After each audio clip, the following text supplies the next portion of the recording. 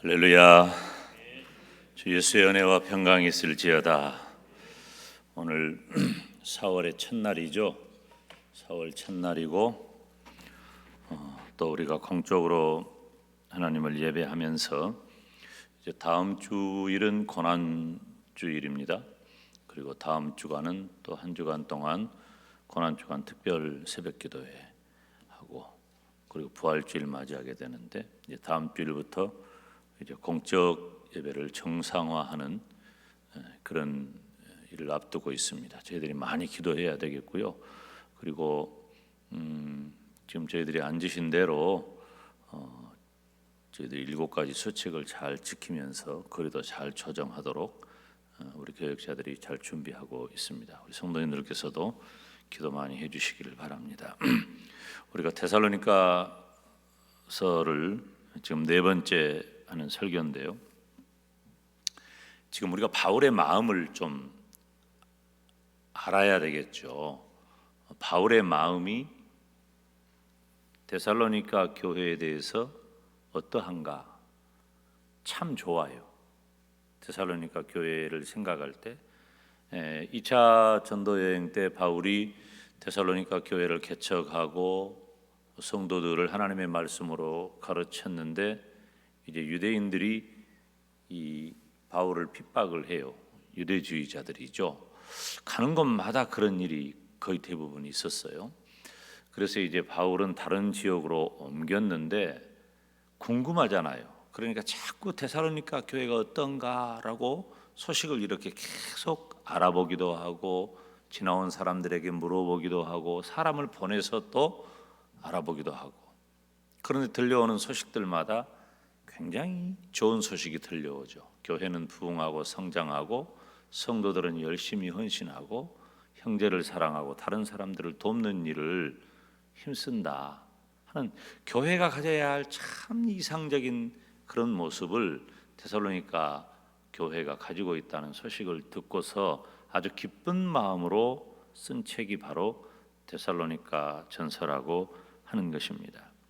특별히 오늘 본문에서는 하나님께서 이 데살로니가 교회 성도들을 선택하셨고, 그리고 바울과 그의 동역자들이 예수 그리스도의 복음을 전한 일에 대해서 1절의 인사를 마친 다음에 2절, 3절, 4절 그렇게 기록을 합니다. 우리가 2절과 3절은 살폈고요. 오늘은 4절을 중심으로 해서 따라서 합시다. 성도의 축복, 성도의 축복. 예수님을 믿는 성도는 어떤 축복을 받았을까? 첫째, 하나님의 택하심을 받았다.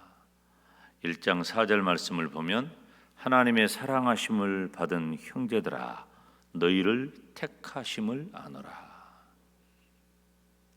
예수님을 믿는 성도의 축복의 출발점은 어디에 있냐면은 하나님이 나를 선택하셨다는 데 있는 거예요.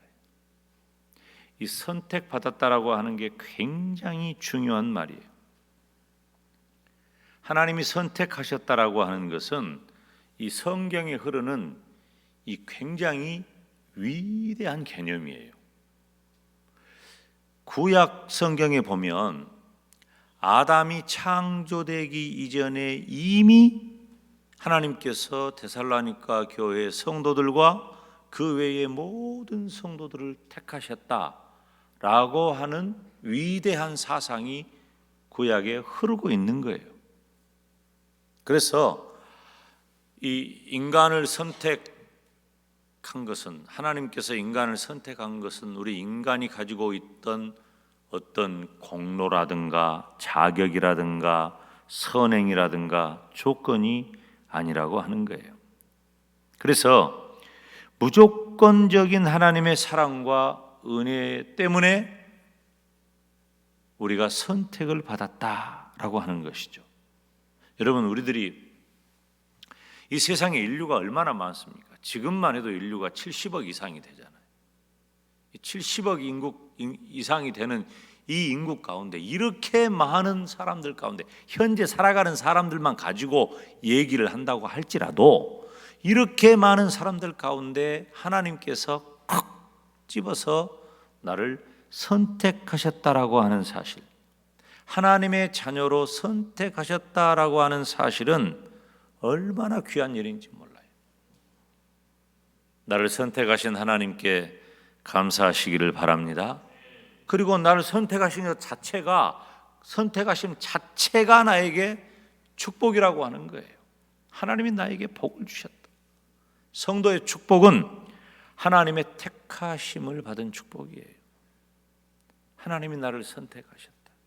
여러분, 내가 했다면, 죄악 가운데 빠져 있는 내가 할 수 있는 것이 나의 구원을 위해서 무엇을 얼마나 할 수 있을까요? 우리가 선행이나 도덕이나 철학이나 그 어떤 학문이나 경험을 가지고 우리가 하나님 앞에 나아갈 수가 있겠어요? 죄에 빠진 우리 인생은 하나님 앞에 나아갈 수가 없어요. 하나님과 우리 사이에 막힌 담을 허물 만한 자격과 조건과 능력이 우리들에게는 전혀 없어.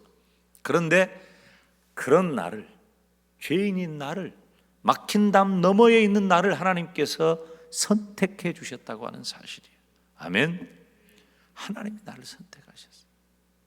얼마나 감사하고. 우리나라만 해도 그래요. 여러분, 우리나라가, 제가요, 우리나라가 1988년에 뭐 있었죠? 올림픽 있었잖아요. 얼마나 대단했습니까? 82년도인가 언젠가 바덴에서 세월 코리아 그 꿈 같았잖아요. 올림픽을 개최했다고 하는 그 사실이. 우리나라는 그냥 그동안 올림픽을 준비하면서 난리가 났어요. 올림픽을 하고 나면 우리나라가 그냥 세계에서 으뜸가는 나라가 되고 유명한 나라가 되고 세계에 이끄는 나라가 되고 막 그럴 줄 알았죠. 제가 1994년도에 처음 외국을 갔는데 덴마크를 갔어요. 덴마크를 갔는데 어디서 왔냐고 이렇게 물어보면 전부 처음에 저희들 보고 물어보는 말이 일본에서 왔냐고 그래요. 일본에서 왔냐. 그 다음에 중국 사람이냐. 또 우리는 또 그때는 또 굉장히 젊을 때니까 또 우리 나라에 대한 자부심이 그냥 공항에 이 카트에 있는 LG, 삼성 이런 표시만 봐도 다 말해줘야 돼. 또 어디만 말했다고 그러니까 현대, 대우 다 그런 것만 봐도 우리나라 게 여기 있냐 이런 생각을 할 정도인데 그렇게 말하니까 일본이라 그러니까 일단 기분이 안 좋았어. 그래 아니다고 그러니까 중국이냐 그것도 아니야 우리 코리아 그냥 코리아라고 한 것도 아니야 사우스 코리아 우리 남쪽에서 왔다 그렇게 말을 하니까 전혀 몰라요. 그래서 제가 뭐라고 했겠어요? 88 올림픽 말하는 거예요. 올림픽 코리아 서울 올림픽 몰라. 그래도 전혀 몰라요.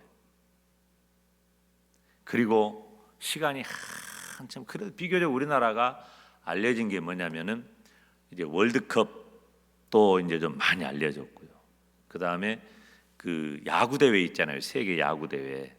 그때 비로소 이제 미주 지역은 확실하게 알려졌다는 그런 얘기를 들었어요. 그러면 이게 아주 현대 사회에 우리들이 다 기억하는 그런 얘기잖아요. 그런데 예수 그리스도의 복음이 전해질 때, 우리 교회가 세워질 때만 해도 겨우 115년 전이잖아요. 그러면 115년 전, 120년 전 그 무렵에 우리나라는 어땠을까요? 여러분 120년 전 우리나라 사진을 보신 적 있나요? 말도 못합니다. 그 사진 저는 안 보고 싶어요. 우리가 살아가는 우리들의 모습이 서양에서 우리들을 볼 때 어떤 존재였겠어요? 미개하고 나태하고 아무것도 모르는 그런 야만적인 나라가 바로 우리나라였어요. 그리고 그 이후로도 수십 년이 흐를 때까지 우리는 일제강점기를 지내고 6.25 전쟁을 지내면서 세계 최빈국을 면치 못했어요. 도와줘야 먹고 사는 나라였어요. 7, 80년대에 겨우 일어서고 80년이 지난 다음에 이제 경제가 2차 산업이 1차 산업은 넘어서 가지고 2차 산업이 굉장히 활발하게 발달한 그런 시대가 되었죠. 그러니까 우리나라만 생각한다 할지라도 미미한 존재, 미개한 존재, 누구도 거들떠보지 않는 존재. 그런데 하나님께서는 이 나라와 민족을 콕 집어서 선택하셔서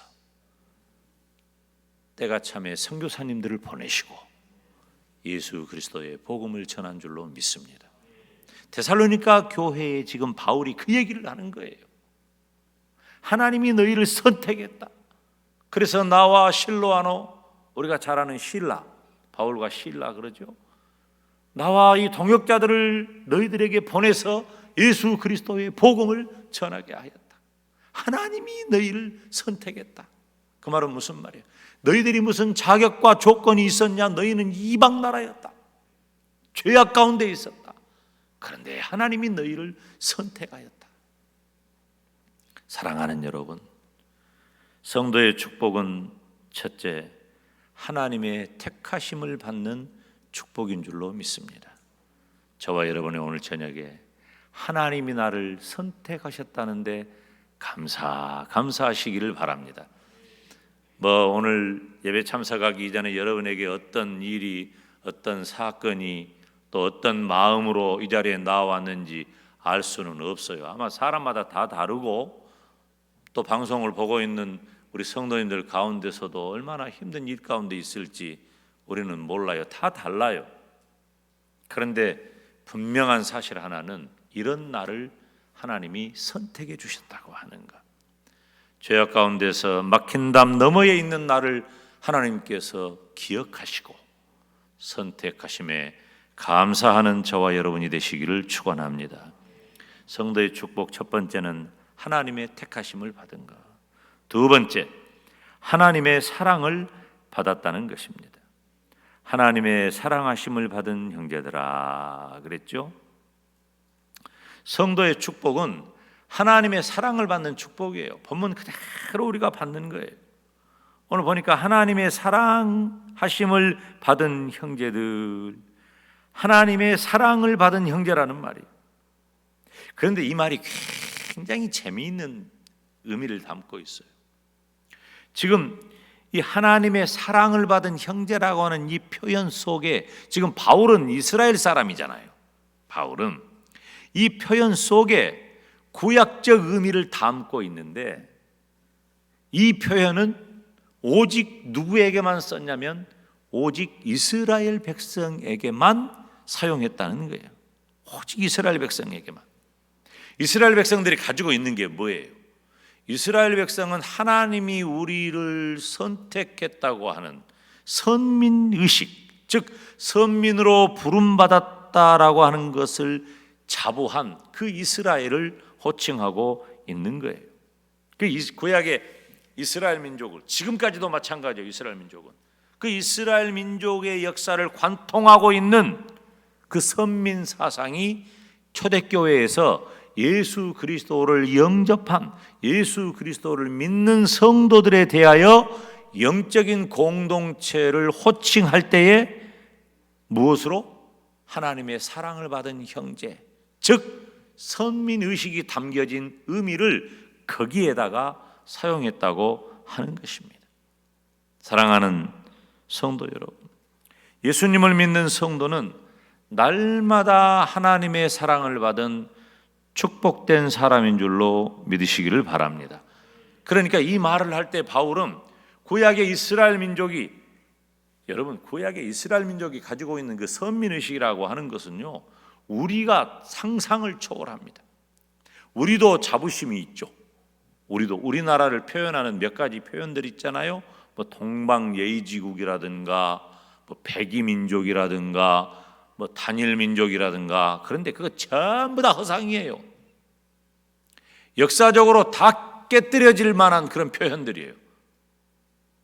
전부 다 무너졌어. 그런 거 다 무너졌어. 김 목사가 우리 민족에 대한, 우리나라에 대한 자부심과 사랑이 없어서 이런 말을 한 게 아니에요. 냉정하게 우리 역사를 살펴보면 그런 표현은 우리들이 꾸며낸 허상이에요. 그렇게 되고 싶은 허상이란 말이에요. 우리도 그럼에도 불구하고 태극기만 봐도 우리나라 안에서는 태극기가 그냥 수십 개 걸려 있어도 먼 날이 태극기를 걸어놨다냐 그러지만은 외국에 나가면 다 애국자가 되잖아요. 태극기만 봐도 반갑고 한글만 봐도 반갑고 아까 말했듯이 우리나라 기업 로고만 봐도 반갑고 그런 자부심이 있잖아요. 그런데 이 이스라엘 민족의 선민 사상은요 독보적이에요. 그리고 매우 아주 그냥 완고한 선민 사상이에요. 그래서 이스라엘 민족을 제외하고 나머지는 전부 다 뭐라고 표현해요? 이방인이라고 표현해버린단 말이에요.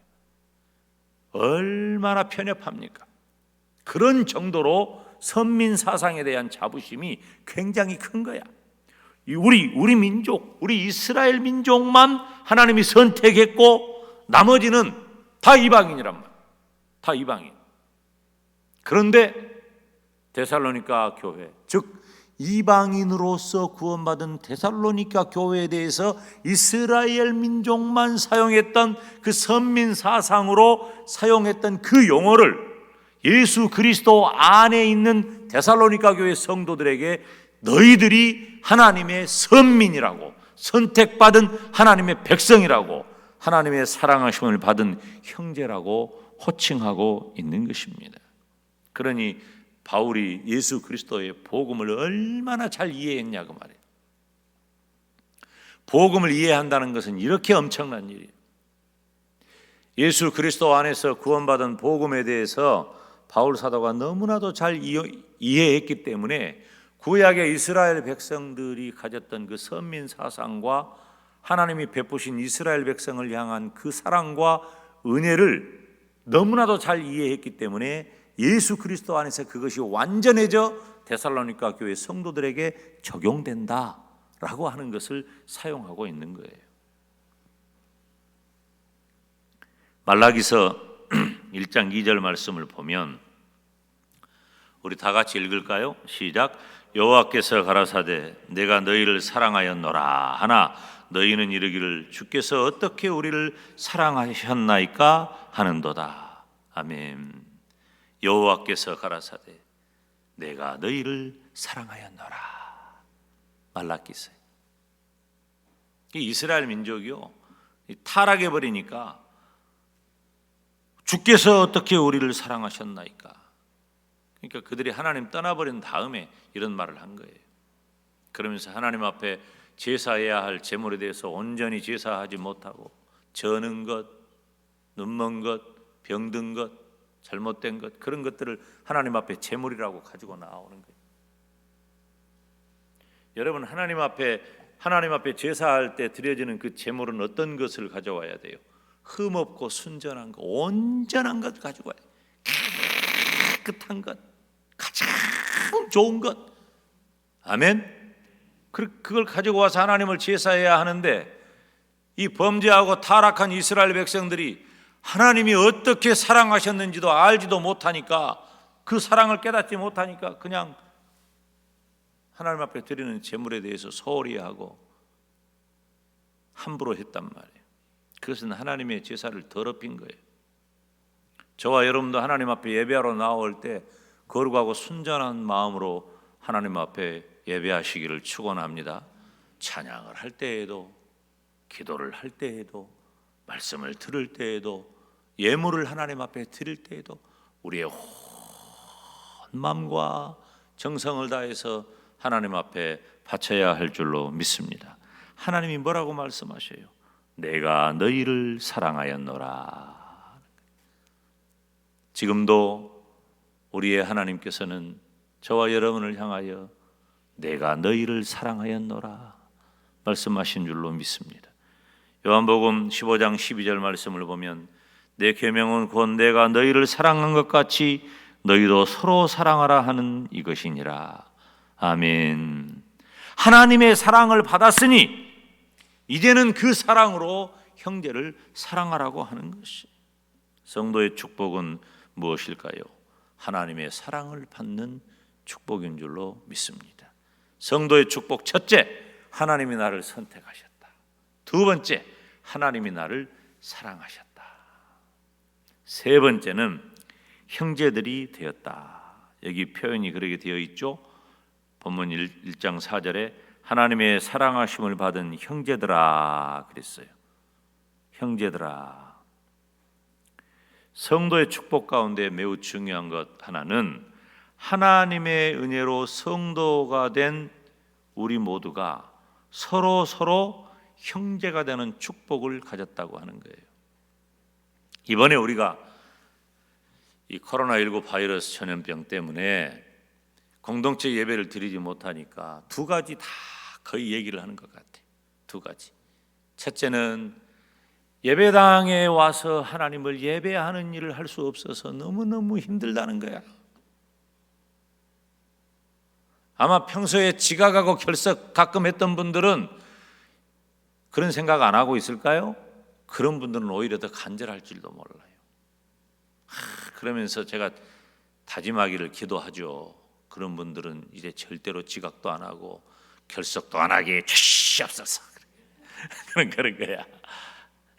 그런 예배에 대한 그런 마음, 이 공동체 예배에 대한 그런 마음이 조금 우리들의 마음속에 남달라졌어요. 그전하고 좀 달라졌어요. 두 번째, 교회 식구들을 못 만나니까 어쩌다가 길 가다가 만나잖아요. 야, 나는 여러분이 나를 그렇게 반가워하는 줄 나 참 최근에 많이 느낀다니까. 그냥 전화 어쩌다가 한번 통화가 되면은 그냥 한참 그냥 목사님은 뭐 보고 싶어요. 잘 계셨어요. 평소에 그렇게 나 안 보고 싶어 했던 것 같은데 최근에 이르러서는 저만 그런 게 아니고 성도들끼리도 다 마찬가지. 교회 식구들 보고 싶어서 못 견디겠다는 거예요. 아마 이번에 하나님이 우리들에게 주신 교훈 중에 하나는 바로 그 부분도 속하지 않겠나 하는 그런 생각을 해봅니다. 그런데 이게 중요한 말이에요. 여기서 우리 형제들이 있죠. 보고 싶은 우리 형제들. 예수님을 믿는 성도는 하나님의 은혜로 성도라고 하는 이름을 가졌어요. 그런데 성도는 하나님을 같은 아버지로 모시는 사람이에요. 성도된 저와 여러분 한 사람 한 사람은 다 하나님을 한 아버지, 같은 아버지로 모시는 사람이에요. 저와 여러분은 유일한 구원자가 되시는 예수 그리스도를 믿음으로 그리스도 안에서 연합한 자가 되었어요. 아멘. 제가 연초에 설교를 하면서 우리는 가족이 되었다라는 그런 설교를 했었죠. 가족이에요. 우리는 한 형제, 한 가족이 되었다고 하는 것입니다. 여러분, 우리가 한 형제, 한 가족이 된 것은 사람의 힘이나 노력이나 조건으로 된 것이 아니에요. 우리가 조건 맞아서 형제된 게 아니에요. 만약에 우리가 조건이 맞아서 형제가 되었다면 조건이 틀어지면 끝나야 돼. 우리 관계는. 형편이 맞아서 우리가 형제가 된 게 아니에요. 만약에 우리가 형편이 맞아서 형제가 되었다면 형편이 달라지면 우리의 형제 관계는 끝나야 된단 말이에요. 우리가 힘써서 형제가 된 게 아니에요. 우리가 만약에 힘써서 형제가 되었다면은 우리들의 마음이 식어지면 우리 형제는 깨지고 말아야 돼요. 그런데 우리는 사람의 힘이나 노력이나 형편이나 조건 때문에 형제가 된 것이 아니라 오직 하나님의 은혜로 주어진 축복인 줄로 믿습니다. 그렇게 우리가 형제가 된 거예요. 다음 주간에 고난의 한 주간을 우리들이 또 맞이하게 되는데 우리가 3월 한 달 동안 이 코로나19 바이러스 때문에 이 전염병 때문에 너무 정신이 없어서 마음도 무너지고 몸도 무너지고 사회도 무너지고 경제도 무너지고 인간관계도 무너지고 다 무너져 버린 이런 상황 가운데 있기 때문에 뭐 다음 주에 벌써 뭐 고난주일이 왔는지 고난주간이 다가왔는지 부활주일이 곧 오는지 이런 이 교회 절기에 대한 감각마저도 지금 상실한 채 있단 말이에요. 다음 주에 성도들 이제 공동체 예배를 해봐가지고 다 나옵시다 했는데 고난주일이야. 이게 굉장히 생경한 느낌을 줄 수 있을 것 같아요. 여러분 보세요. 다음 주에 우리가 고난주일 맞이하고 고난주간을 지내게 되는데 예수 그리스도께서 저와 여러분을 위한 그 고난의 그 슬픔과 고통과 탄식과 절망 가운데서 자신의 모든 것을 다 내려놓고 희생하심으로 저와 여러분을 구원하지 않았습니까? 그 엄청난 대가를 지불하고서야 우리가 구원의 자리에 이르렀고 그런 저와 여러분이 그리스도 안에서 한 형제가 된 줄로 믿습니다. 데살로니가 전서 4장 9절 말씀을 보면 좀 길어요. 9절 10절인가요? 우리 다 같이 읽겠습니다. 시작. 형제 사랑에 관하여는 너희에게 쓸 것이 없음은 너희가 친히 하나님의 가르침을 받아 서로 사랑함이라. 너희가 온 마게도냐 모든 형제를 대하여 과연 이것을 행하도다. 형제들아 권하노니 더 많이 하고. 데살로니가 교회는 어떤 교회냐면은 형제 사랑에 관해서는 너희들에게 내가 더 쓸 것이 없다. 더 말할 것이 없다. 그 말은 데살로니가 교회가 형제 사랑을 잘했던 교회라고 하는 거예요. 너희들이 하나님의 가르침을 받아 서로 사랑하고 있지 않냐? 이것이 온 마게도냐 이 유럽 지역에 다 소문이 났다. 이 그리스 지역에 다 소문이 났다. 형제들아 권하노니 더 많이 하고 더 많이 하고 더 많이 사랑하라고 하는 거예요. 지금 잘하고 있다. 그러니 더 사랑하며 살아라. 권면하고 있는 거예요. 사랑하는 여러분, 저와 여러분은 하나님의 은혜로 성도가 되어 한 형제가 되었습니다. 이것은 얼마나 놀라운 일인지 몰라요. 얼마나 기적 같은 일인지 몰라.